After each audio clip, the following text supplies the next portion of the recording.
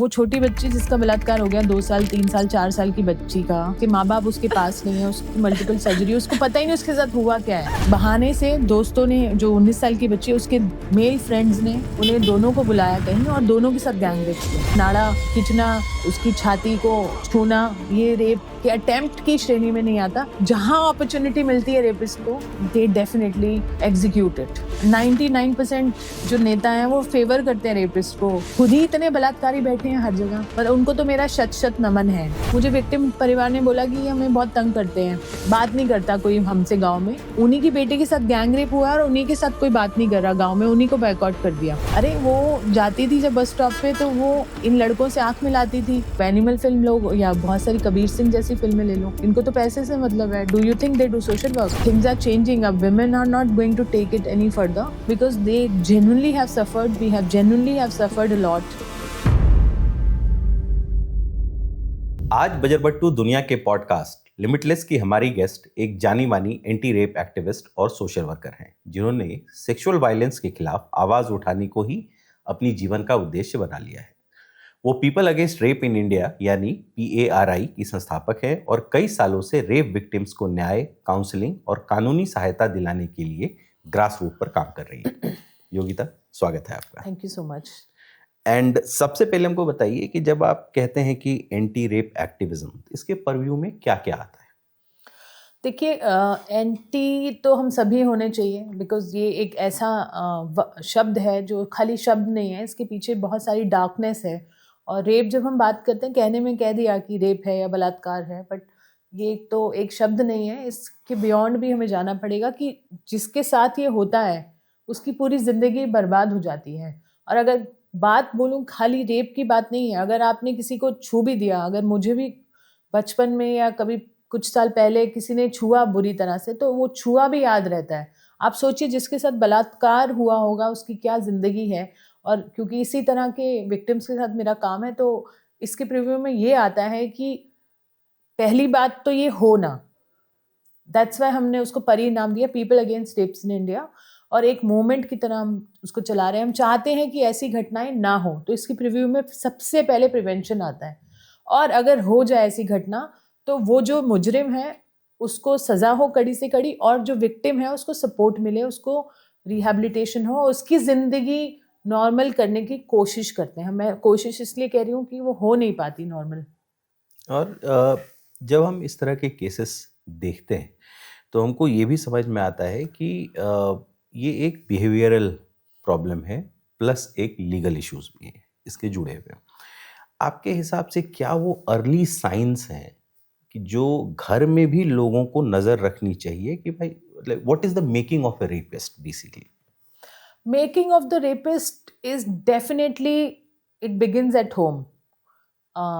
I would say वूम में तो नहीं, क्योंकि हम महाभारत के टाइम पे तो है नहीं कि अभिमन्यु को सब कुछ ज्ञान वहाँ मिल गया।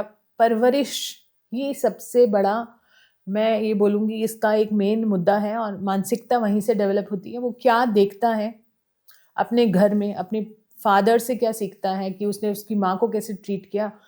खाली रेप की बात नहीं है, एक treatment of a women in the house is definitely उसको रिफ्लेक्ट करता है उसकी पर्सनैलिटी पे। पहले तो वो ये देखता है, फिर वो स्कूल जाता है, स्कूल में वो सर्टन तरीके की टेक्स्ट बुक्स पढ़ता है, वो देखता है कि वहाँ पर भी भेदभाव है, वहाँ पर भी ये सब चलन है। फिर वो दोस्तों के बीच में उठता बैठता है, फिर वो ये देखता है कि गाली गलौज कॉमन है, लड़कियों पे तंज कसना कॉमन है, और हंसना, लड़कियों की बॉडी पे बात करना इज़ वेरी कॉमन। और वो धीरे धीरे धीरे वो कब इस चीज़ का रूप ले लेती है कि उसको वो सब कुछ नॉर्मल लगने लगता है।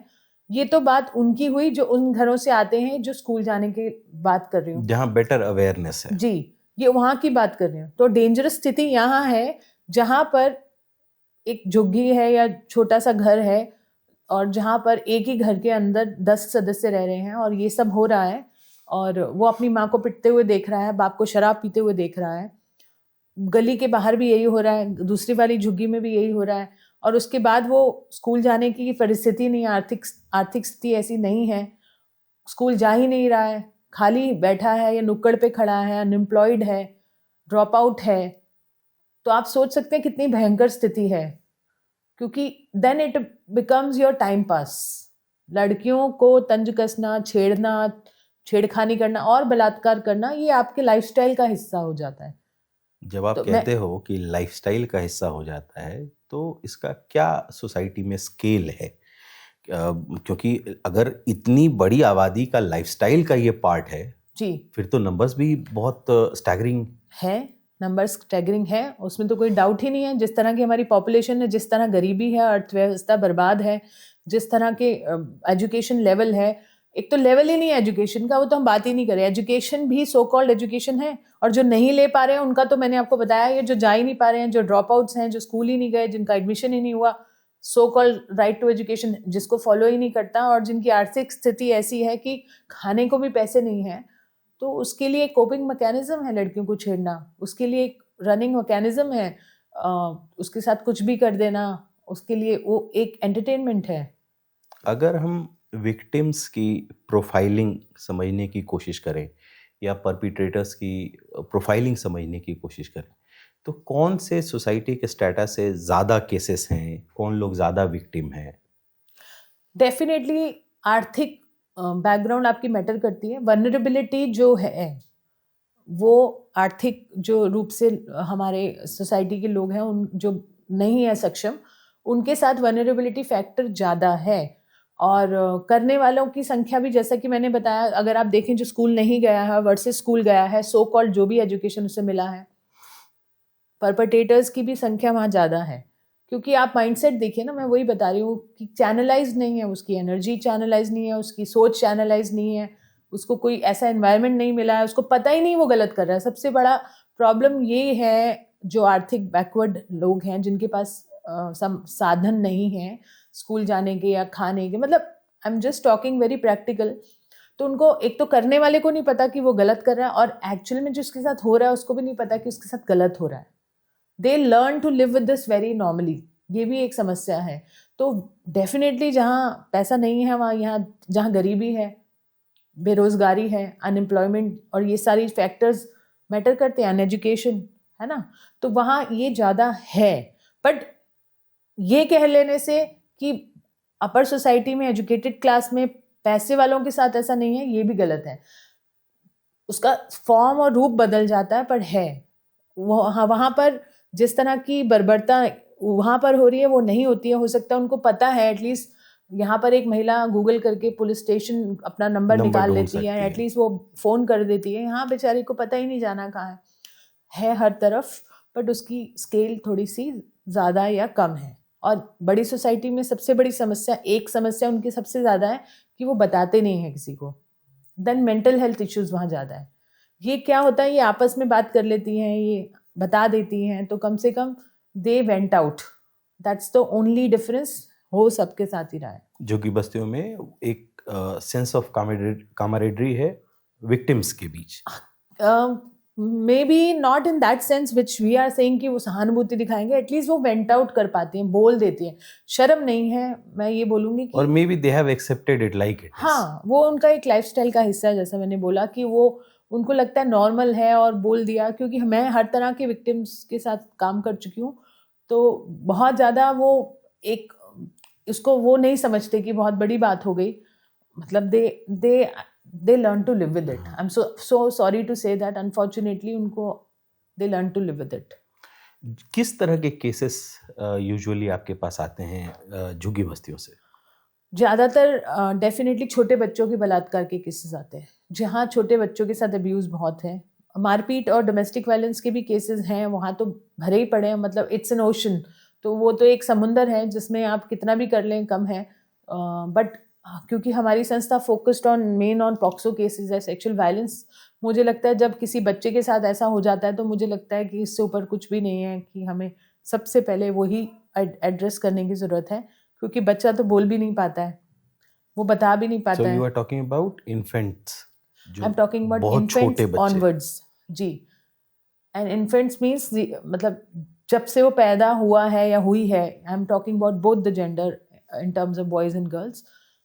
जब तक वो बोलने लायक नहीं हो जाते, मतलब बोल के, मतलब नॉट कि 5-6 साल वाले बोलने के लायक, मतलब मेजर नहीं हो जाते, तब तक तो वो फोकस एरिया मेरा ज़्यादा है। ये नहीं मैं कहती कि उसके बाद नहीं होता, बट क्योंकि हम लोगों को भी एक लिमिटेशन में काम करना पड़ता है। तो मुझे, मेरी टीम को, हम लोगों का फोकस है कि जो हाँ बच्चों के साथ ऐसा हो वहाँ पर हमें ज़्यादा काम करने की ज़रूरत है, क्योंकि हम लिमिटेड रिसोर्सेज के साथ वहाँ पर फोकस करना चाहते हैं।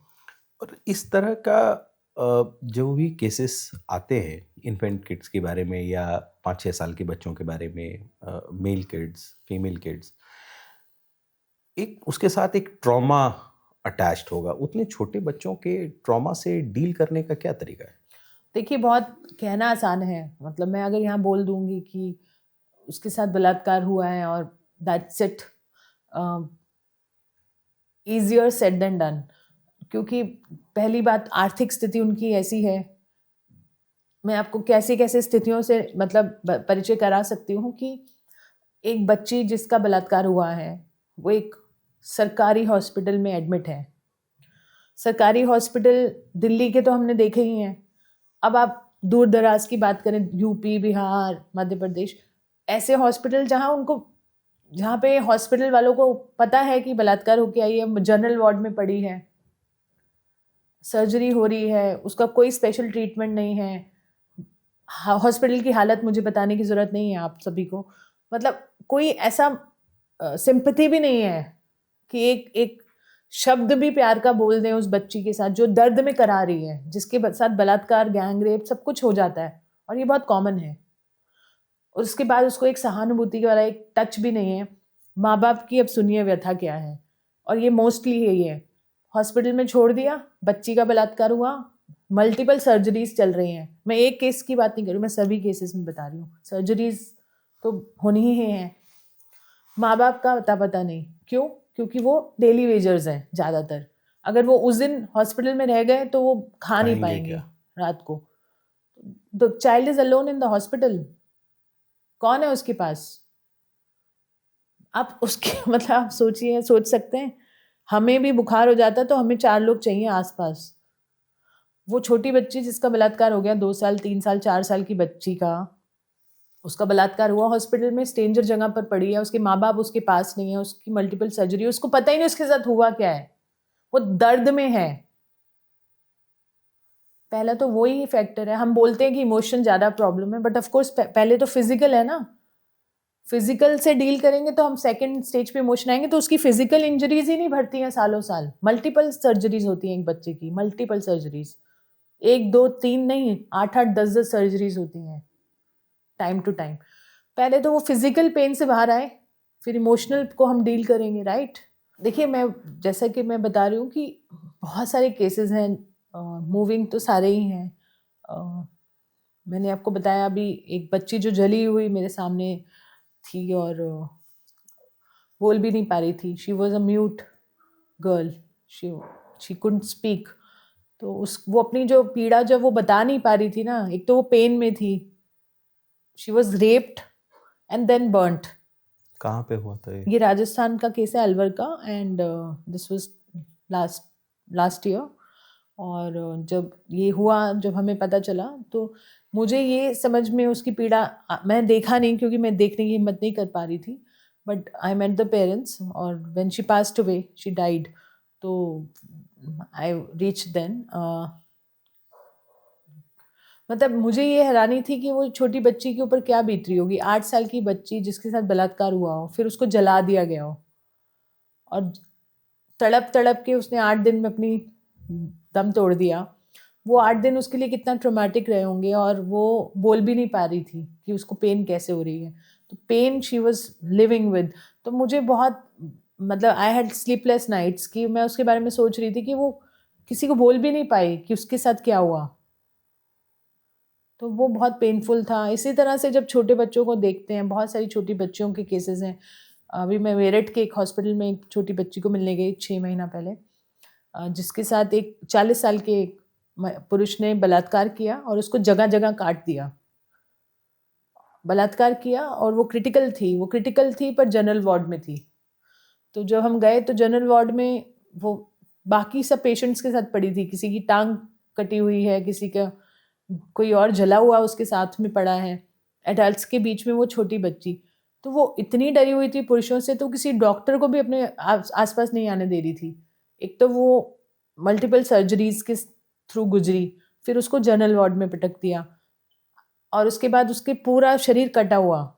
आप सोच सकते हैं उसको देख के आके आप कैसे शांत हो सकते हैं। तो मैंने कहा इन छोटे बच्चों का क्या कसूर है, इन्होंने क्या किया, और जब इनके साथ हो गया तो इनको सुविधाएं भी क्या मिल रही हैं। जनरल वार्ड में भी मैंने वीडियो बनाई थी, मतलब तब गर्मी के दिन थे, पानी टपक रहा था, सब कुछ गिरा हुआ था, जाले लगे हुए थे, उसको कोई अनहाइजेनिक कंडीशंस में वो पड़ी हुई थी, अनहाइजेनिक कंडीशंस में। साथ वाले बेड पे एक आदमी था जिसकी पूरी टांग कटी हुई थी ट्रेन से, वो चिल्ला रहा है, वो उसके सामने बैठी है, मतलब साथ वाले बेड पे। तो मतलब we are not humans, we are inhumans, the way we deal. मुझे फिर पूरा पूरा एक घूमने लगता है मेरी आंखों के आगे कि इनके लिए तो फंड्स एलोकेट हुए हैं, कहाँ है वो funds, who is speaking for themselves.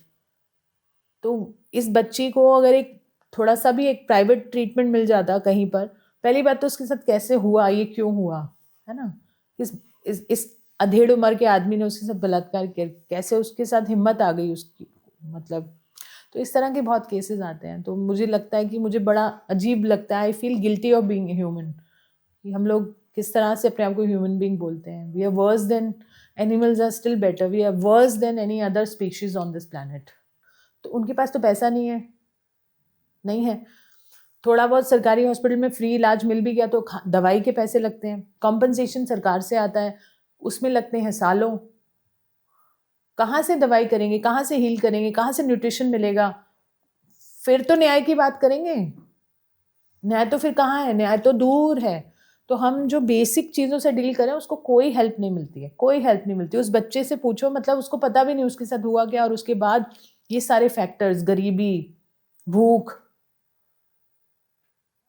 और ट्रीटमेंट ना मिलना, दवाई ना मिलना, फिर स्कूल तो दूर की बात है। कई बार एक विक्टिम कई अलग अलग तरह के ट्रॉमा से भी जैसे मैं कई बार पढ़ता हूँ और अखबारों में छपता रहता है कि जो रेप विक्टिम्स हैं और जो उसका सपोर्ट सिस्टम होना चाहिए वो इतना इंसेंसिटिव है कि कई और बार इसी तरह के अपराध, क्राइम्स उसी विक्टिम पर और भी हो जाते हैं। देखिए, ये इमोशनल वल्नरेबिलिटी होती है, क्योंकि एक बार उसको अगर उसको उसके ऊपर फोर्स का यूज़ हुआ है और उसने रेजिस्ट नहीं किया, और वो मतलब she was victim of that particular violence, तो वो और गलेबल हो जाती है, वल्नरेबिलिटी और बढ़ जाती है, और वो बोलने की जो उसकी क्षमता है, उसका मनोबल टूट जाता है। तो इसकी वजह से बहुत सारे फैक्टर्स हैं साइकोलॉजिकल, और and they also in terms of accept it, कि ये है, मेरे साथ होगा। तो वो बहुत सारे फैक्टर्स काम करते हैं, but different on different people. कई बार कुछ लोग स्ट्रांग हो जाते हैं, बट कुछ लोग टूट जाते हैं, मोस्टली लोग टूट जाते हैं, लड़कियां टूट जाती हैं, और and then they tend to receive it further.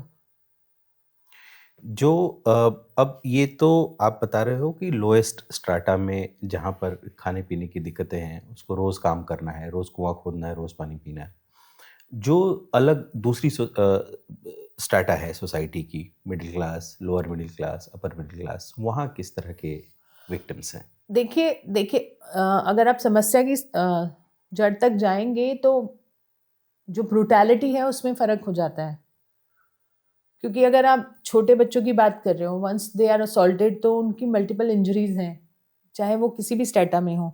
But जब वो, जैसा कि मैंने बोला कि क्योंकि वो ज़्यादा आर्थिक स्थिति के ऊपर डिपेंड करता है, क्योंकि अपॉर्चुनिटी और अवेलेबिलिटी इन टर्म्स ऑफ, अगर मैं एक्यूज की बात करूं, तो वो एक जो बच्चा स्कूल जा रहा है एक प्राइवेट कार में और सिक्योर्ड है, माँ बाप ड्रॉप कर रहे हैं, या स्कूल वैन आ रही है ले जा रही है, तो वो डेफिनेटली उसकी आउटरीच नहीं है। जो बच्चा अकेला घूम रहा है, उसके माँ बाप दोनों वेजर्स हैं, वो गया है तो उसने उसको पिक किया, उसने उसके साथ जो बर्बरता करनी थी कर दी। तो बर्बरता का इसलिए यहाँ फ़र्क है। एक स्कूल की लिमिटेशन है, जो हमारे मिडिल क्लास घरों से यहाँ पर मिडिल क्लास जाएगा, डेफिनेटली उनके साथ मोलेस्टेशन हो रहा है, स्कूल टीचर कर रहे हैं, ट्यूशन टीचर्स कर रहे हैं, but definitely they can't go beyond, if they have the physical torture में अपॉर्चुनिटीज एक लाइन के क्रॉस बाहर हो नहीं जाती है। जाएंगे। हाँ, क्योंकि स्कूल बस में टैक्सी ड्राइवर, आपका स्कूल ड्राइवर है, कैब ड्राइवर है, he can touch you, he can molest you, but definitely he has no availability where he can, completely drag you brutalize to you. some मतलब I don't want to use those words, बहुत strong चीज़ें हैं. Brutality में फ़र्क हो जाता है. Assault है, but level of assaults change हो जाते हैं बिकॉज आपके पास अपॉर्चुनिटी क्या है उस टाइम पर. तो वो एक फैक्टर है. स्कूल के चार दीवारी में भी बच्चे के ऊपर असॉल्ट, मतलब वो डिपेंड करता है कि आप मॉनिटर्ड हो, नॉन मॉनिटर्ड हो, अकेले हो, आपके साथ कोई है, इट इज़ ऑल. बट जहाँ अपॉर्चुनिटी मिलती है रेपिस्ट को, दे डेफिनेटली एग्जीक्यूट इट. तो ये उस चीज़ के ऊपर डिपेंड करता है सारा. और ऐसा नहीं है कि किसी भी सोसाइटी में कुछ भी अछूता है. Then now you go to elite class again. कब वो बच्चे अकेले होते हैं, कब वो अनप्रोटेक्टेड होते हैं, आप मुझे बताइए. they are always surrounded by big cars and big security people, and their own security people and drivers, they molest. और जैसे we were having a discussion before sitting for this podcast that जो reporting कहाँ से होती है, कौन कौन society से, कौन कौन से पार्ट से रिपोर्टिंग होती है, उसमें भी डिफरेंस है. जी, ये रिपोर्टिंग का तो डेफिनेटली जहाँ पर छुपाया जाता है इज्जत के नाम पे, वो एलीट एंड मिडिल क्लास तो पूरा ही छुपा देता है. क्योंकि जिस स्थिति में हमने बात की, आर्थिक जो डिप्राइव्ड है, वहाँ पर वनरेबल, बिकॉज क्रूरता ऐसी है कि इफ चाइल्ड इज ब्लीडिंग तो आप छुपाएंगे कैसे, है ना. कोशिश तो हॉस्पिटल में पूरी होती है छुपाने की, कि आप इसको एक्सीडेंट का नाम दे दो या कुछ, क्योंकि हमने डील किया हुआ है इसीलिए बता रही हूँ. तो बट क्योंकि सर्जरी ही प्राइवेट पार्ट की होगी तो यू कांट हाइड इट, क्योंकि मेडिकल होगा तो वहाँ आएगा. तो वहाँ पर एक तो बताने के लिए उनको कुछ, जैसा मैंने बोला ना, they learn to live with this fact, तो वो बता देते हैं आराम से. रिपोर्टिंग ज़्यादा है उधर, बट उनके चैलेंजेस हैं रिपोर्टिंग में. दबाना, उनको छुपा देना, ये पुलिस बहुत इजीली उनको दबा देती है. तो पुलिस अधिकतर केसेस में कॉम्प्लिसिट होती है इनके साथ. Definitely they are resisting all the time. अभी भी मेरे पास कल ही का एक केस है. 2 बच्चियां हैं, दिल्ली का ही केस है. तो कल ही सुबह में ये केस आया कि 2 बेटियां हैं. और मैं आपके पॉडकास्ट के थ्रू बताना चाहती हूँ कि एक 19 साल की बच्ची है और एक 15 साल की बच्ची है. दोनों बहनें हैं. और बहाने से दोस्तों ने, जो 19 साल की बच्ची है, उसके मेल फ्रेंड्स ने उन्हें दोनों को बुलाया कहीं और दोनों के साथ गैंग रेप किया. और जब ये बच्चियों ने किसी को नहीं बताया, काफ़ी दिन तक नहीं बताया. बट क्योंकि छोटी वाली बेटी कहीं रो रही थी, बहुत ज़ोर ज़ोर से रोज़ रोती थी वो, तो माँ को पता चला. तो माँ ने उसको फोर्स किया कि बताओ क्या हुआ, तुम रोती क्यों हो रोज़ सुबह उठ के. छोटी वाली ने जब बताया तो माँ ने बड़ी वाली से पूछा, तो दोनों ने बताया हमारे दोनों के साथ गैंग रेप हुआ, पर हमको हिम्मत नहीं थी बताने की. Father is a auto driver, इतना गरीब आदमी वो. हिम्मत करके वो पुलिस स्टेशन गया, उसने रिपोर्ट दर्ज कराने की कोशिश की. बहुत कुछ मीडिया के हमारे जर्नलिस्ट फ्रेंड्स के थ्रू उन्होंने रिपोर्ट दर्ज करवा ली. हम तक नहीं पहुंचा था वो केस. बट अभी पुलिस उन पर दबाव बना रही है कि कॉम्प्रोमाइज़ कर लो और पैसा आप, उन्हें तो मिल ही चुका है, आप भी ले लो. तो इसने बोला नहीं, मुझे तो न्याय ही चाहिए. तो उन पर एक नया मुकदमा डाल के उसके पिता को जेल में डाल दिया कल. लड़की के पिता को, लड़कियों के पिता को. तो यहाँ पर ये दबाव बनाए जाते हैं. आप बताओ वो गरीब इंसान कहाँ जाएगा अगर उसे वो जर्नलिस्ट नहीं मिला होता और वो जर्नलिस्ट ने मुझे नहीं बताया होता. तो वो तो अभी भी हमें उन्हें निकालने में जद्दोजहद हो रही है. तो कहने का मतलब, और यही कुलदीप सिंह सेंगर उन्नाव केस में हुआ था. उनके पिता को कस्टोडियल डेथ हो गई, है ना, और पूरी फैमिली को उड़ा दिया गाड़ी से, आपको पता ही होगा. तो ये जो दबाव और डर बनाया जाता है पुलिस द्वारा, ये गरीब तबके पे बना सकते हैं आराम से. मीडिया के पास जो जा सकता है वो है अपर मिडिल क्लास. अब मीडिया तक की रीच है, नीचे तक भी हो चुकी है, बट बहुत गरीब तबके में जहाँ ये केसेस ज़्यादा होते हैं वो अभी भी नहीं जा पाते हैं. कहाँ कॉल करेंगे, उन्हें पता ही नहीं किसको रीच आउट करना है. How will they reach Yogita Bayana and you. इसमें जैसे जो हमारे देश के लॉ मेकर्स हैं और जिन पर कानून के कस्टोडियन हैं एक कौन तरह है, से, मुझे तो पता भी नहीं है किन की बात कर रहे हो. कौन से लॉ मेकर्स हैं, कौन से कस्टोडियंस हैं. ना कोई लॉ मेकर है, ना कोई कस्टोडियन है. I am so sorry to say. कोई, मुझे तो नहीं लगता कोई कस्टोडियन भी है। मतलब कस्टोडियन तो पक्का नहीं है, बना तो लेते ही हैं, पार्लियामेंट जा रहे हैं, इतना खर्चा कर रहे हैं, कुछ तो कर ही लेते हैं ये लोग, बट कस्टोडियन तो कोई भी नहीं है। सॉरी, आपका नो, सवाल। It's okay. सो बेसिकली मैं ये कहना चाह रहा था कि रेप इस तरह का क्राइम है जहाँ पर अगर पॉलिटिशियंस या जो लोग पावर में हैं, अगर वो लोग एक स्टैंड ले लें तो उनका तो इसमें पब्लिक सपोर्ट ही मिलेगा। Then why don't they do it? मैं तो कहती हूँ स्टैंड भी मत लें प्लीज़, बट फेवर मत करें। 99% जो नेता हैं वो फेवर करते हैं रेपिस्ट को। मतलब मैंने अब ये किताब लिखी है, मेरी किताब में आप पढ़िएगा, ऐसे ऐसे मंत्रियों के ऐसे ऐसे बयान आपने सुने होंगे पहले भी। ये तो हेल्प ही करते हैं रेपिस्ट की मनोबल बढ़ाने के लिए। ये तो किसी ने कर दिया रेप तो उसको डिफेंड करते हैं, बॉयज़ हैं, गलती हो जाती है, मर्द हैं, और ये सब बकवास जो बातें करते हैं, ये ना भी करें ना, हमारे लिए उतना भी भला है। मत करें सपोर्ट, बट बकवास मत करें। अभी ये जो अभी नीतीश कुमार ने अभी एक लड़की का बुर्का उठाया, definitely it is not acceptable, पर उसको डिफेंड करने वाला एक मूर्ख आदमी, अगर वो मेरे सामने आया तो मैं उसके मुंह पे तमाचा मार दूंगी बहुत जोर से। मतलब इतना वाहियात उसने उसको डिफेंड किया नीतीश कुमार को, और उसकी शक्ल और जिस तरह से वो हंस रहा है, अगर आप वो इंटरव्यू देखेंगे ना, वो लग रहा है कि वो खुद ही एक बहुत बड़ा परपेट्रेटर है। तो इस तरह की वाहियात मेंटेलिटी के लोग हर पार्टी में बैठे हैं। आप क्या बेटियों को बचा लेंगे? कैसे बचा लोगे? मैं कहती हूँ मत करें favour, don't speak against rape, मत बोलो, बट प्रमोट मत करो प्लीज। और खुद ही इतने बलात्कारी बैठे हैं हर जगह, हर पार्टी में, हर पार्लियामेंट में। आप वो देखिए प्रज्वल रवन्ना, सॉरी, कर्नाटका। आप सोच सकते हैं ये शेयर करते हैं प्राइम मिनिस्टर के साथ स्टेज, और कितनी लड़कियों का बलात्कार किया। अगर नहीं एक लड़की सामने आती तो पता कैसे चलता। बिहार का मुजफ्फरपुर शेल्टर होम का केस, कंकाल निकले हैं वहाँ बच्चियों के, सप्लाई होती थी बच्चियाँ वहाँ मंत्रियों को। बिहार का तो अब हाल ही बुरा है। शेल्टर होम को उजागर हमने ही किया, मैंने ही किया था। उसके ऊपर जो भी कार्रवाई हो रही थी वो यहाँ से मैंने ही मीडिया तक आउटरीच किया था, और उसकी सारी डिटेल मेरे पास है। वहाँ की बच्चियाँ मेरे कनेक्ट में हैं, और आज भी मेरे कनेक्ट में है। आप चाहेंगे तो मैं अभी कॉल करके सुनवा दूंगी। मैं पर्टिकुलर नाम नहीं बता रही हूँ, मतलब बहुत सारे I पॉलिटिशियंस understand. वहाँ जाते थे। ये तो क्लियर है कि उसमें बहुत सारे पॉलिटिशियंस का इन्वॉल्वमेंट तो था। ये तो कई सारे लोगों के नाम भी आए, मीडिया रिपोर्ट्स में भी छपा। जैसे आप बिहार की बात कर रही थी, कई बार हमको लगता है कि states that are not doing so well in education, वहाँ पर ज़्यादा केसेस होंगे, ऐसा है क्या?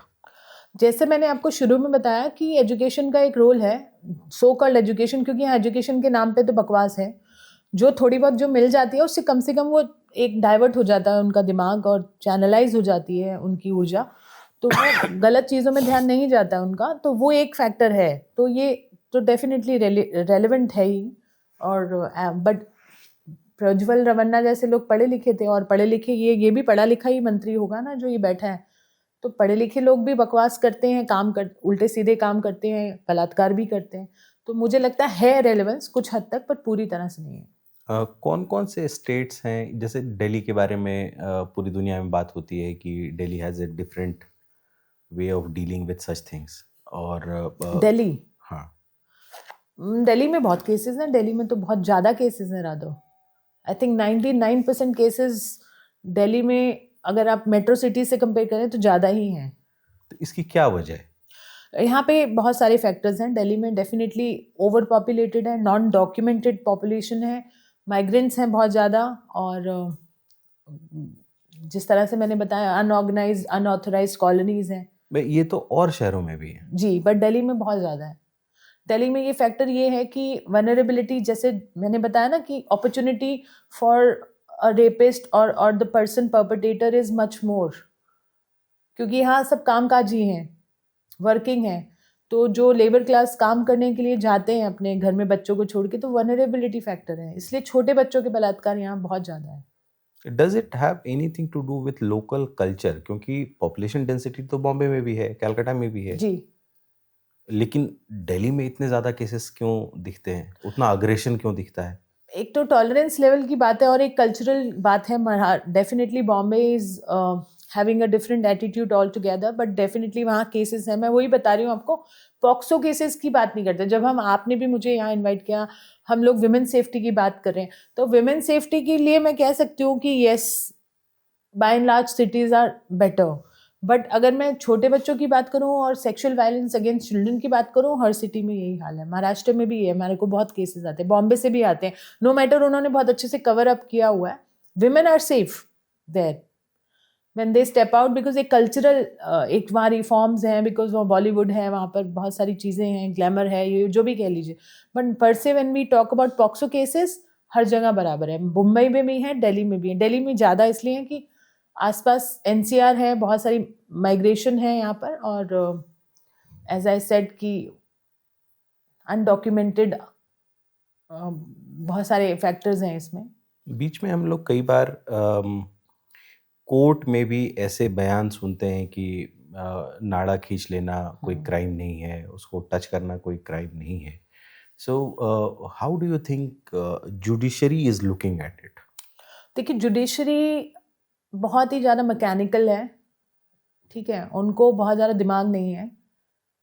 किताबें पढ़ के जजेस तो वो बन गए हैं, बट बहुत ज़्यादा उनमें इंटेलिजेंस वो नहीं है, क्योंकि वो पेपर से जाते हैं, वो दे गो थ्रू द डॉक्यूमेंट्स।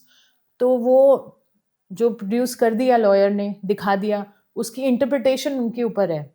और ये भाई साहब जिनकी आप बात कर रहे हैं, जिन्होंने नाड़ा खींचना और उसकी छाती को छूना, ये रेप के अटेम्प्ट की श्रेणी में नहीं आता। मतलब उनको तो मेरा शत शत नमन है कि उन्हें जज बना दिया कैसे। हाँ ठीक है, उन्होंने जुडिशरी के पेपर क्रॉस कर दिए होंगे, रट्टाफिकेशन हमारे देश में है। इंटेलिजेंस अगर चेक करें, इमोशनल क्वेश्चन चेक करें, ये सब फेल हो जाएं। इनको कुछ नहीं ज्ञान। अगर इन सब पैरामीटर्स पे अगर सिलेक्शन होगा तो ये कहीं नहीं खरे उतरेंगे। तो इनका खुद का एक बैकग्राउंड होगा जहाँ पे इन्होंने ये सब किया होगा, इनको लगता होगा ये ठीक है, यहाँ तक तो ये चले ही गए होंगे अगर इन्होंने जस्टिफाई कर दिया। तो ये खुद ही एक परपटेटर मेंटालिटी का जज होगा, और ऐसे हजारों हैं यहाँ पर। तो डेफिनेटली हमारा सिलेक्शन क्राइटेरिया ऑफ जजेस इज वेरी पुअर। हम ऐसे भी केसेस देखते हैं कई बार, खाप पंचायत टाइप की चीज़ें भी हमको सुनने को मिलती है, अखबारों में छपता है कि जो विक्टिम है और जो परपिट्रेटर है कहते हैं कि इनकी शादी करा दो। देखिए, खाप पंचायत डेफिनेटली ये सब बहुत सारे थप्पड़ मार दो या शादी करा दो, दैट्स इट, है ना, कॉम्प्रोमाइज़ कर लो। मैं खुद काफ़ी सारी खापों से मिली हूँ हरियाणा की, जहाँ पर एक बेटी का गैंग रेप हुआ था, तो मैं उनसे बात करने चली गई, क्योंकि मुझे विक्टिम परिवार ने बोला कि ये हमें बहुत तंग करते हैं। मतलब हमें बात नहीं करता कोई हमसे गाँव में। तो उन्हीं की बेटी के साथ गैंग रेप हुआ है और उन्हीं के साथ कोई बात नहीं कर रहा गाँव में, उन्हीं को बॉयकॉट कर दिया। तो मैंने कहा मैं आती हूँ, यहाँ से 4 घंटे की ड्राइव है। मैं खुद गई, मैंने जाके गाँव में एक-एक के घर गई। मैंने कहा आप बात क्यों नहीं करते इन लोग से? कह रहे यहाँ इन्होंने गाँव के 6 लड़कों को फँसा दिया है। तो मैंने कहा नहीं, बेटी तो हॉस्पिटल में थी, उसके साथ गैंग रेप तो हुआ ही है, और इन-इन ने किया, ये तो कोर्ट में प्रूव हो गया, तो आप इनको क्यों वो कर रहे हैं? नहीं, नहीं, इनको खाप ने फैसला दिया था कि सेटल कर लो, इन्होंने फिर भी कोर्ट गए। तो मैंने कहा ठीक है, मैं खाप से बात करती हूँ, तो आप क्यों बच्ची को दोष दे रहे हैं? किया तो लड़कों नहीं था। तो कह रहे गाँव के ही तो लड़के थे, तो क्या हो गया? भाई तो थे। तो अब मैं उनकी सोच के ओवरनाइट कैसे बदलूँ? आप मुझे बताओ। मैं अगर उनके साथ सालों में बिता दूँ, मैं उनकी सोच कैसे बदलूँ? जो 80 साल के मेरे सामने बुजुर्ग हुक्का फूँक रहे हैं, मैं उनको कैसे समझाऊँ कि गलती किसकी थी? मतलब how do I change their mentality? जब उनकी सोच ऐसी है, तो हाउ कैन आई एक्सपेक्ट कि वो किस परवरिश से आए हैं? उनके माँ-बाप ने उनको क्या संस्कार दिए, या उन्होंने क्या सोचा औरत क्या चीज़ है? ऐसे ही नेताओं के बयान सुनते होंगे, ऐसे ही अखबार पढ़ते होंगे, तो एवरीबॉडी थिंक्स अलाइक, तो उनसे मैं क्या बोलूँ? तो इस सभी गाँव के लोगों की यही सोच थी। मैंने कहा चलो मैं छोटे बच्चों से बात करती हूँ, मैं छोटे बच्चों से मिलने चली गई। मैंने बोला आपके गाँव में ये आपकी सिस्टर के साथ ऐसा हुआ, आप ही की एज ग्रुप की थी वो। तो उन्होंने बोला नहीं, नहीं गलती उसकी थी, अब पूरे गाँव में ही फैला हुआ गलती उसकी थी। तो मैंने कहा क्यों, आपको क्यों लगता है उसकी गलती थी? अरे वो जाती थी जब बस स्टॉप पे, तो वो इन लड़कों से आँख मिलाती थी। 1-2 बार हमने देखा, उसने स्माइल भी दी थी इनको, तो उन्होंने इसलिए कर दिया। तो अब इसमें एक बात बताओ, इसमें कैसे चेंज करोगे आप मेंटालिटी? तो खाप जो ये फैसले देती है, जो आपका सवाल था, वो क्योंकि वो सोच रखते हैं ऐसी। अब उसमें अगर खाप की अगर ऐसी सोचे तो, और सरकारें भी अगर ऐसा सोच रही है, फॉरगेट अबाउट खाप, तो आप जुडिशरी की बात करें थे अभी, या मंत्रियों की बात करें, तो कहाँ कहाँ हमें बदलाव करने की जरूरत है, तो कहाँ कहाँ से शुरुआत करें ना। अम,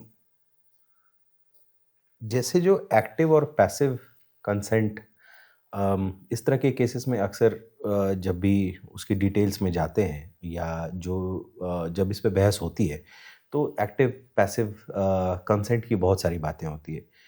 do victims even understand it?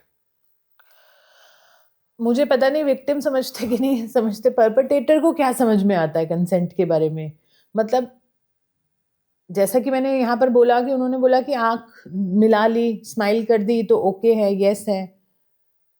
आप समझिए ना, ये स्कूल में पढ़ाने का सब्जेक्ट है। मैं और आप 2 मिनट में इसकी चर्चा नहीं कर सकते। Consent should be taught in schools. कहाँ पढ़ाया जा रहा है? इतना इम्पोर्टेंट टॉपिक है, मेरी किताब का हिस्सा है। Consent is very important to be taught. और अगर ये पढ़ाया, यही सब चीज़ें पढ़ानी चाहिए। आप पढ़ा क्या रहे हो? बकवास। ये चैप्टर हटा दो, इसको हिस्ट्री से डिलीट कर दो, इसको ऐड कर दो, ये पढ़ा दो। तो these are the very important questions जो आप पूछ रहे हो। कंसेंट वो क्या समझ रही है, वो क्या समझाने की कोशिश कर रहा है। And even at work place, POSH जो prevention of sexual harassment at work place, ये भी यही सब चीज़ है कि आप सोच रहे हो you are taking liberty with your female colleague, but she is not comfortable, then she files a report and then you are having issues. So these are the things we need to really understand in our society. It's a high time because things are changing. Women are not going to take it any further because they genuinely have suffered. We have genuinely have suffered a lot, and at every step, every single day. तो मुझे लगता है ये सारी चीज़ें बहुत important हैं to understand. जब हम एक मैकेनिज्म डेवलप करने की बात करते हैं कि इस तरह के एक एक एंटी रेप कल्चर ओवरऑल बने, तो उसमें क्या गैप्स हैं, कहाँ पे प्रॉब्लम है? गैप्स ही गैप्स हैं, सारे ही गैप्स हैं। मतलब इतने सारे गैप्स हैं कि anti rape culture, I think ये वर्ड भी गलत है, मतलब मुझे भी खुद चेंज करने की इसको ज़रूरत है। We should all be anti it, nobody is pro it, हाँ, है ना? Everybody is anti everybody rape is only anti. In a मुझे सिविल नहीं, सोसाइटी, एवरीबडी हाँ, शुड. नोबडी वुड से कि आई एम प्रो, तो वो मुझे भी लगता है कि कहना कि मैं क्या यूज़ करूँ, which is a better word to use. हाँ, यही मेरा जब सबसे शुरू में सवाल पूछा था, तो यही मैं हाँ, समझ नहीं पा रहा था कि इसके किस तरह पीछे से का क्या? डिफाइन करना हाँ, चाहिए. तो इसमें बहुत सारी चीज़ें हैं जो हमें करने की ज़रूरत है। एंड जो आप कह रहे हो गैप्स भरने की ज़रूरत नहीं है, सिर्फ मानसिकता बदलने की ज़रूरत है। मानसिकता ये कि how do you perceive a woman, how do you understand she is. Just if she is an sex object तो वो नहीं भरेगा gap. If you take her as an equal person, human, I think वो बहुत ज़्यादा ज़रूरी है। Since childhood अगर आप ये इनकलकेट करें इन boys that we are together, we are no different genders, it's just the shape is different or biologically we are different, but it is still the same. And you do not perceive her as someone who's your entertainment or who's your enjoyment, है ना? तो वो मानसिकता बदलाव करने की ही ज़रूरत है। एंड कंसेंट पढ़ाना, ये सब बहुत सारी चीज़ें कर सकते हैं। करने के लिए I know it is a very slow process, but एक जनरेशन 2 जनरेशंस इसमें जाएंगी, but you will see a lot of difference. Already you can see difference. You are sitting here doing my podcast, it means you are sensitive to the issue. You decided to do a podcast on this issue. You have all boys team here. You are sensitive to the issue, right? So ऐसा नहीं है चीज़ें बदल नहीं रही हैं, but we need better speed. तो I think speed भी पिकअप करेगी when you are all aligned and like minded, है ना? तो वो सारी चीज़ें होने की ज़रूरत है। लॉ रिफॉर्म, पुलिस रिफॉर्म, ये सब तो एक पोस्ट इंसिडेंस या पोस्ट अकरेंस का मैकेनिज्म है। ये हो ही क्यों रहा है? ऐसा होना ही नहीं चाहिए। उस पे तो काम कोई कर नहीं रहा। हमारा प्रधानमंत्री भी जाके लाल किले से बेटी बचाओ बेटी पढ़ाओ का नारा देते हैं। मतलब उसके अलावा कोई नारा नहीं बचा था। बेटी को पढ़ाओ बेटी को बचाओ। यू कैन रादर से कि बेटे को समझाओ, बेटों से बात करो, बेटों को समझाओ, राइट? तो वो सारी चीज़ें इंपॉर्टेंट है। Focus on that. बेटी को कैसे बचाओ ये भी बता दो। बेटी को बचा लेंगे कैसे, उसका मुझे ब्लूप्रिंट दो, करेक्ट? तो बहुत सारी करने की चीज़ें हैं.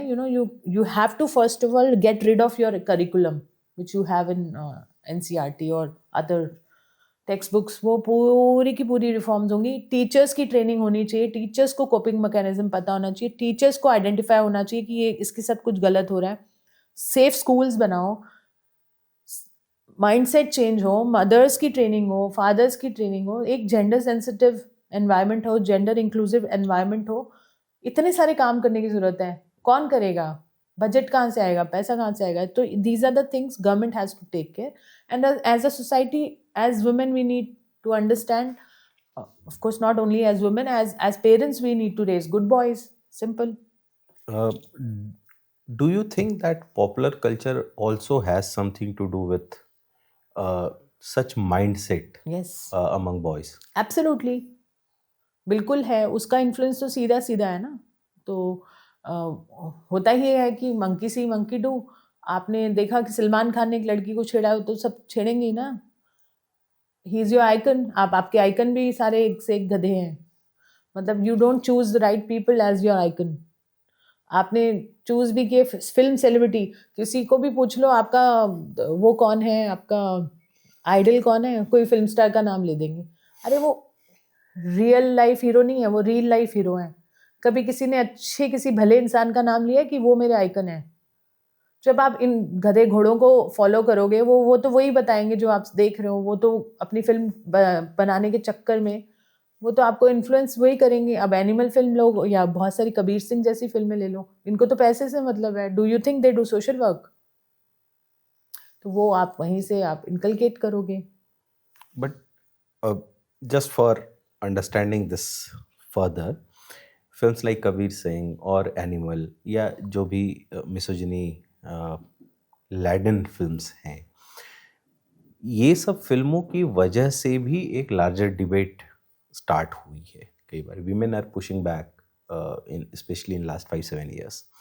अब इस तरह की फिल्मों को टॉलरेट नहीं करते, उसके बारे में बात करते हैं. Film critics talk about it openly. फ़ायदा कुछ नहीं हो रहा. हिट पे हिट हुए जा रही हैं ऐसी फिल्में और लोग और ज़्यादा देखने जाते हैं ऐसी फिल्में. तो जो लोग फिल्म देख रहे हैं, फॉर एग्जांपल एनिमल कोई देख रहा है या कबीर सिंह जैसी फिल्में कोई देख रहा है, अप्रिशिएट कर रहा है, तो do you think that they are part of the problem और they are simply watching these films for entertainment?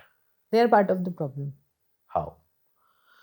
Because you are glorifying it. आप उसकी टिकट लेके जा रहे हो. हाँ, मैं भी गई, मैंने भी देखा, पर जब तक मैंने देखा नहीं मुझे नहीं पता था. कबीर सिंह मुझे नहीं पता था. कबीर सिंह देखने के बाद मैंने आके बोला कि नहीं, नॉट डन. बट एनिमल मुझे पहले से ही पता था क्योंकि ऑफ कोर्स, एंड मुझे क्योंकि I had to speak on it. मुझे मीडिया बुला रहा था, मुझे उस पर कमेंट्स देने थे, तो क्रिटिसाइज करने के लिए मुझे बुला रहे थे. मुझे जब तक मैं देखती नहीं तो मैं कैसे बोलती. तो I had to see. But मुझे पता है वो मैंने कैसे देखी है. It was a torture. But I saw little kids. आप सोचो वो थिएटर भरा हुआ था, उसमें छोटे छोटे बच्चे they were enjoying that killing. I am not talking about only sexual violence, overall जो इन्फ्लुएंस था, they were enjoying those killings. कितने उसमें मास मर्डर दिखाए. वो बच्चे डांस कर रहे थे, खुश हो रहे थे, तालियां बजा रहे थे. तो मैं ये देख रही थी जो ये पेरेंट्स उनको दिखाने के लिए लाए हैं वो तो इक्वली. अब वो उस बच्चे से क्या एक्सपेक्ट करेंगे? वो अपनी बीवी के साथ कैसा बिहेव करेगा या अपनी माँ के साथ कैसी बात करेगा उस पूरी फिल्म को अगर आप देखें तो डेफिनेटली वो लोग पार्ट ऑफ द प्रॉब्लम है because they are not raising good kids. But I'm sure they are not doing it by choice. No, you had a choice. आप बच्चों को फिल्म दिखाने ले जा रहे हो, आप क्रिटिक्स ने आपको पहले ही रिव्यूज दे दिए. मेरा एक देखने का अलग रीज़न था, एज आई सेड. बट आपको अगर पता है कि इस तरह की चीज़ है, आप डेफिनेटली, अगर आप फिर भी बहुत पागल हो देखने के लिए, जाओ. आप बच्चों को तो मत ले जाओ, या पहले आप स्क्रीन कर लो कि आप बच्चों को ले जाने लायक फिल्म है भी कि नहीं. Definitely it was not meant for kids. Not कि कोई एडल्ट सीन होगा तभी आप बच्चों को नहीं ले जाएंगे. कोई वायलेंस भी ज़्यादा है तो आप बच्चों को क्यों दिखाओगे? Why you have to show violence to your children? खाली सेक्सुअल वायलेंस की बात नहीं कर रहे ना हम, वायलेंस पूरी ओवरऑल वायलेंस की बात करें. मान लो even a murderer, it can't be triggered by such things ना. तो वो वाली बात है ना. आप एक अच्छी पीसफुल सोसाइटी रेज करो ना. And what's your take on porn sites? देखिए, मेरा इसमें दो पहलू है मेरे इसके कि पूरे वर्ल्ड में इसको ऑन टीवी अवेलेबल है. आई ऑल्सो ट्रैवल, मैंने देखा कि वहाँ पे तो कोई चार्ज नहीं, वहाँ पे तो टीवी पे ही है, बट देन वहाँ क्राइम से इसका लिंक नहीं है। रादर क्राइम वहाँ कम है जहाँ जिन देशों में ये पोर्नोग्राफी फ्री है। अब तो खैर इंटरनेट पे है, पहले ज़माने में वहाँ टीवी पे होती थी। तो मुझे लगता है कि इट इज़ अबाउट कि आपकी अगर सोसाइटी रेडी है उस चीज़ के लिए, वैसे तो उसकी बहुत ज़रूरत नहीं है कि भाई ऐसा कोई एक लाइफ एंड डेथ सिचुएशन है कि वो आपको दिखानी ही है, मतलब इट्स नॉट अ नेसेसिटी। हमारे पास अभी नेसेसिटी के लिए बहुत सारे इश्यूज हैं, एयर क्वालिटी दे दो, pornography should be the last thing कि आप अवेलेबल कराओ, पहले हमें अच्छी बेसिक इंफ्रास्ट्रक्चर तो दो। अगर आपने इतना ही शौक है पोर्नोग्राफी आपको परोसने का एज अ गवर्नमेंट, तो पहले आपकी सोसाइटी तो रेडी हो। मेरा एक सीधा सीधा सवाल ये है कि पोर्नोग्राफी देखकर influential person or a middle class person knows where to go and vent out, but when a poor person is having access, poor means without money, resources. without resources, then he will pick up a child. मेरा वो है सीधा direct crime से convert हो रहा है वो। और मेरे जितने मतलब मैंने केसेस डील किए 90% क्या 99% केसेस में pornography was part of the chargesheet, कि भैया उसका फ़ोन अगर रिट्रीव हुआ तो उसमें पोर्नोग्राफी थी, शराब थी। तो मैं इसलिए डायरेक्ट लिंक कर रही हूँ। देखो मैं कोई वो I am not a person with that mindset कि नहीं होना चाहिए, but are we ready for it? आपके सारे बच्चे क्या स्कूल जाते हैं? क्या वो चैनलाइज्ड हैं? क्या आपके पास एम्प्लॉयमेंट है? क्या मतलब रोज़गार दिया है आपने? अगर वो सब सवालों में येस होता तो yes pornography was okay, but अभी नहीं। What is alcohol's role? Because you also talked about it. क्या रोल होता है? कई बार बहुत सीनियर पुलिस ऑफिसर्स भी बोलते हैं कि बहुत सारे क्राइम में अल्कोहल बहुत मेजर रोल प्ले करता है। Again it's same answer as pornography. अगर हमें पता है आपके 2 ड्रिंक के बाद आप हैंडल कर लेते हो, यू डोंट एक्ट इन सच अ वे, तो ओके है। बट अभी प्रॉब्लम ये है कि जैसे मैंने बताया आपको कि you don't know how to behave. जो इतनी सारी महिलाएं पिटती हैं रोज़, वो अपने पतियों से पी के ही पिटती हैं, ज़्यादातर पी रखी होती है। और जो बच्चों के साथ बलात्कार कर रहा है वो पी के ही कर रहा है। As I said the same pornography and alcohol, they play the same role. तो अभी जब तक सोसाइटी रेडी नहीं है, जब तक हम वहाँ नहीं पहुँच जाते, तो मुझे लगता है अभी थोड़ा सा कर्टेल करना चाहिए, but you can't stop because that's a major revenue source for the government. Pornography से उनको सबसे ज़्यादा पैसा आता है, कोई सरकार बैन नहीं करेगी। शराब से उनको सबसे ज़्यादा पैसा आता है, वो बैन नहीं करेंगे, उनको कोई फ़र्क नहीं पड़ता। छोटी बच्चों के साथ रेप हो रहा है या कुछ भी हो रहा है, it doesn't matter to them, whatever gets them money. Human trafficking is number 1 source of their income, drugs. तो आपको लगता है ये सब चीज़ें वो बंद करेंगे? It is right happening under their nose. तो वो सब पता है उनको, वो हो रहा है। अब मैं और आप जैसे लोग कर क्या लेंगे? कोर्ट में बड़े चढ़ावे चढ़ जाते हैं। तो हमने कितनी एप्लीकेशंस लगाई हैं इन सब चीज़ों के लिए। कई बार ऐसे केसेस भी होते होंगे कि जब आपने विक्टिम्स के सपोर्ट में पूरा एक सिस्टम तैयार किया and then they back out. हाँ, they do. Due to certain pressure, बहुत तरह की चीज़ें होती है। So how do you guys like what do you feel in that situation? Definitely we are heart broken. अभी 2-3 दिन पहले भी हमारी टीम, हम लोग यही डिस्कस कर रहे थे कि अच्छा ये वो, we do feel bad, but we are not fighting for that particular case, we are fighting for the overall issue, है ना। तो हमारा फ़र्ज़ है, हम लड़ेंगे, और उसके बैकआउट करने से केस में 25% का फ़र्क पड़ता है। Because there are, as I said, there are 5 factors in any case to get justice. Conviction rate is 27%, इसीलिए है कि 5 फैक्टर्स में से एक आधा फैक्टर बैकआउट कर भी जाए, बट 4 फैक्टर्स अगर अच्छे हैं, स्ट्रॉन्ग What हैं। are these 5 factors? See, circumstantial evidence होता है, विटनेस होता है, क्रॉस होता है, आपकी रिप्रेजेंटेशन, आईओ ने कैसी चार्जशीट फाइल की है, ये सारी चीज़ें फैक्टर्स हैं ना। ये तो टेक्निकल है, लीगली मतलब मैं आपको नॉर्मली बता रही हूँ, मैं बहुत ज़्यादा लीगल एंगल से नहीं बता रही हूँ कि ये सब रिप्रेजेंट होते हैं। उसमें testimony of the victim is there, वो बैकआउट कर भी जाए, बट अगर प्रूव हुआ है, डीएनए मैच हो गया, तो what even if she says no, 75% chances तो जस्टिस मिलने के तब भी है ना।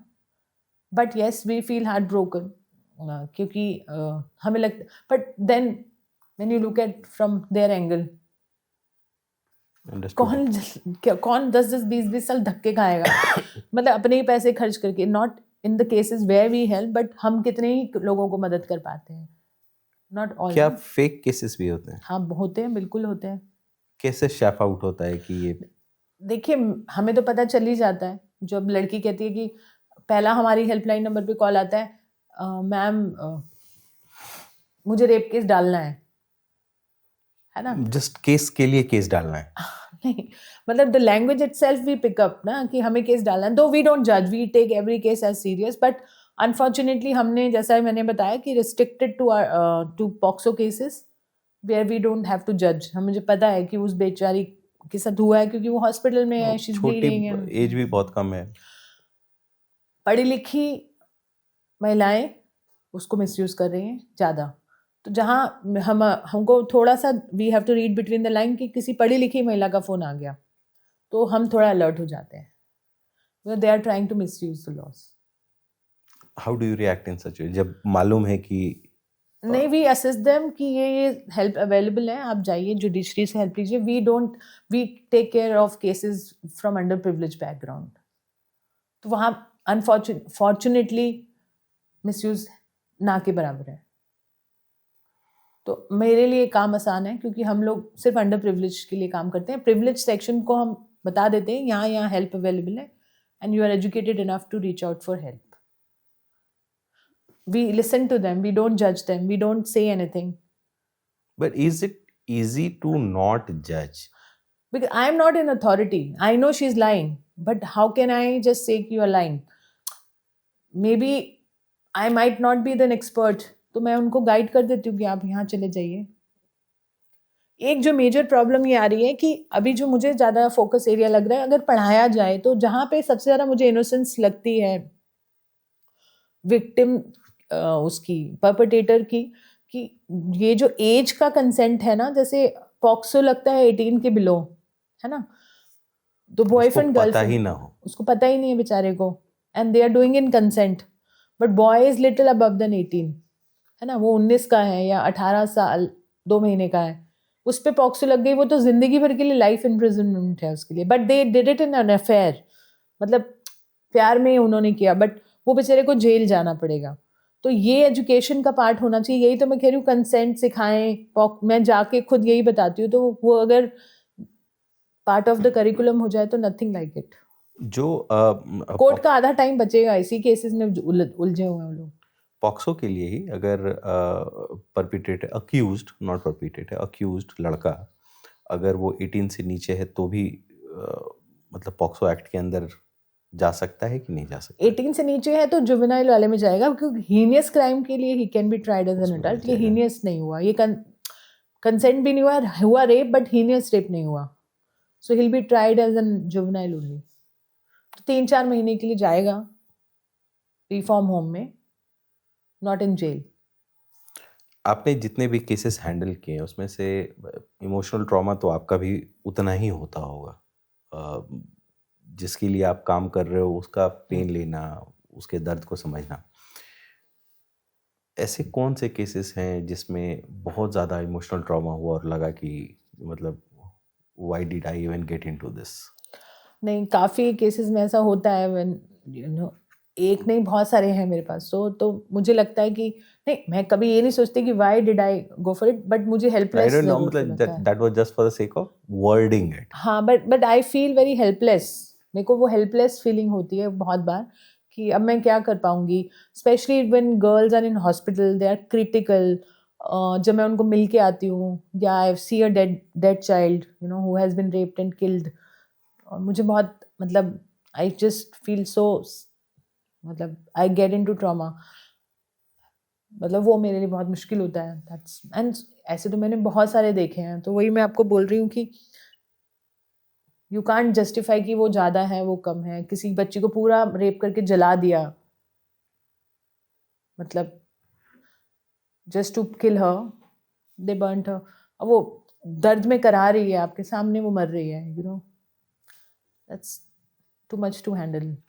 And then you are not able to get them justice because वो तो मर गई, उसका बयान हुआ नहीं, परपेटेटर पकड़ा नहीं गया. Though I should have asked this in the beginning only, like what inspired you to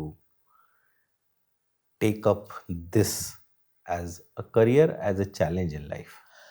See, it was not a choice.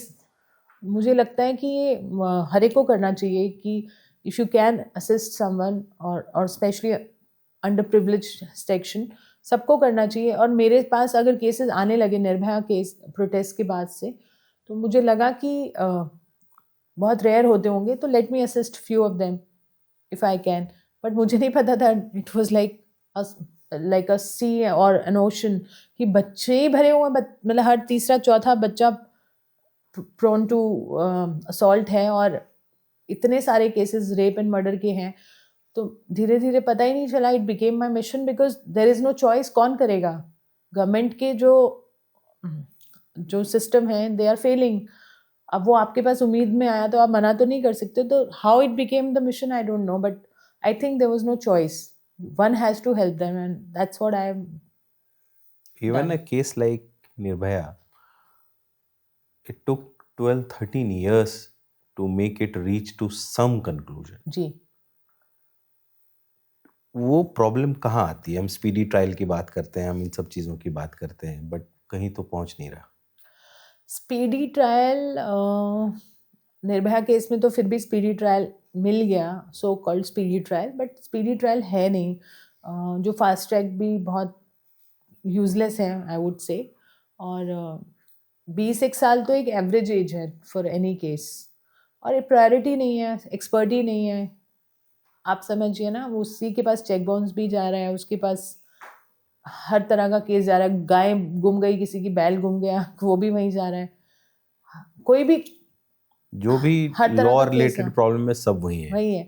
तो उसकी एक्सपर्ट ही नहीं है. There are other challenges. So मुझे लगता है कि जब तक आपके पास एक्सपर्ट्स नहीं होंगे, वेदर इन पुलिस और judiciary, to deal with these kind of matters, तो वो एक चैलेंज बना रहेगा. बट अगेन आई वुड से ये तो होने के बाद की बातें है ना. मैं तो कह रही हूँ कि why are we not focusing on कि हो ना, उस पर कोई काम होने की बहुत ज़रूरत है. प्रिवेंशन, अवेयरनेस, ये सारी चीज़ें, कंसेंट टीचिंग, ये सब होना बहुत ज़रूरी है. हमें फोकस अपनी एनर्जी को वहाँ लगाना है जहाँ ये होना. इसीलिए now I am focused more on education and creating awareness on this issue. Threats आते होंगे, आते हैं, मतलब उससे कैसे डील करते हो? नहीं, डील ही नहीं करते. आई डोंट केयर. मतलब मुझे थ्रेट्स आते हैं because I am working on this issue. जिनके साथ ये हुआ है उन्होंने तो किसी को मदद नहीं की थी, उनके साथ ये हो गया. तो जिसके साथ जो होना है वो वैसे ही यहाँ पे इस कंट्री में व्हेन यू आर लिविंग ना, वैसे भी you are living in a fear and danger, whether you are a girl और अ बॉय. मतलब यहाँ कल को क्या भी हम एयर क्वालिटी की वजह से मर रहे हैं. So I don't care because जिस यहाँ पर तो वैसे भी you are on the edge always. If you are in this country you have to be like जाबाज खिलाड़ी, कहीं कुछ भी हो जाएगा. तो मुझे लगता है कि वैसे भी you are living in danger, तो ये एक एडेड डेंजर है. Doesn't matter. तो ऐसा कोई थ्रेट जो एकदम लगा कि ये तो बहुत इमीडिएट है, घर के बाहर ही थ्रेट खड़ा है? हाँ, आसाराम और राम रहीम के टाइम भी ये जो रिलीजियस गुरुज के खिलाफ, जब एक और है ये this guy who raped a girl, तो इन लोग के साथ जब आप करते हो ना deal, then you have little issues because इनके जो ये सो कॉल्ड फॉलोअर्स हैं, जैसे तो गुंडे ही होते हैं बिकॉज गुंडाज कैन ओनली फॉलोज गुंडा, तो वो आ जाते हैं घर के बाहर बिकॉज उनको लगता है हमारे गुरुजी को आपने ऐसे बोल दिया, टीवी चैनल पे आपने ऐसे बोला. ये या when I was fighting one of the cases, मतलब I was helping the girl, तो उन लोग ज़्यादा तंग करते हैं. और या पॉलिटिशियंस के खिलाफ उठा दो तो उनके फॉलोअर्स आ जाते हैं. अगर हम लोग if we all want to become a part of the support group, तो कैसे कर सकते हैं हम लोग? So there is a training because I know it's very compassionate work, but technically we need to know few things कि कैसे help करनी है, अगर लीगल उसको हेल्प करनी है या हॉस्पिटल में कैसे हेल्प करनी है. तो there is a curriculum we have, so we teach that and then you are ready to be a part of the team. It can be anywhere from the country. तो वो 2-2.5 घंटे की training है, उसमें कुछ बेसिक्स हैं so that we know how to help the victim better. क्योंकि evidence collection में भी थोड़ा कैसा होना चाहिए. मान लो you reach the girl first, how to assist, तो ये सारी चीज़ें हैं. एंड प्लस अवेयरनेस कैसी हो, how do we prevent this from happening. तो we do lot of awareness programs across the country. School students के साथ कंसेंट बताना या यू नो बॉयज़ से बात करना. बॉयज़ के साथ हमारी एक प्लेज है they would respect women, they would protect, the campaigns we run. So बहुत सारी चीज़ें हैं जो हम 2-2.5 घंटे में हमारे volunteers को बताते हैं, and then they can also be doing the same, because it is definitely a mission. Everyone has to be doing it together, and we do welcome all of us to join. और मैंने इस पे किताब भी लिखी है, and किताब में मैंने सब कुछ लिखा है कि मेनली प्रिवेंशन, प्रॉब्लम भी लिखी है 20%, but 80% what is the solution. It is called Rape Free India. It is right here, and it is available online, so people can read it and understand. अब इंग्लिश में और हिंदी में आ जाएगी, and then they can be aligned to it, and how we can make our women and children safer. क्योंकि बहुत सारे लोग help करना चाहते हैं बट उनको तरीका ही नहीं मालूम है कि कैसे करें। तो वो 1-2 घंटे की ट्रेनिंग बहुत इंपॉर्टेंट है, या वो किताब पढ़ लें। ये सब शुरुआत कैसे हुई?